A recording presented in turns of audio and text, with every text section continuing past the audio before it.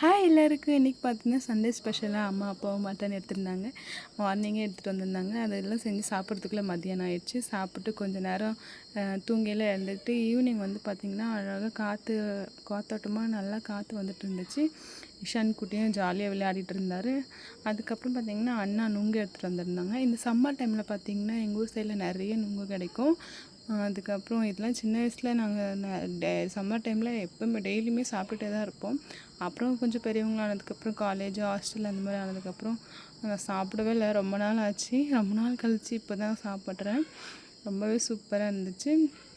சின்ன வயசில் பார்த்திங்கன்னா இந்த நுங்கெல்லாம் சாப்பிட்டு இதை வந்து நாங்கள் வண்டி வச்சுட்டு இதை ஊர் ஃபுல்லாக சுற்றி விளையாடிட்டுருப்போம்.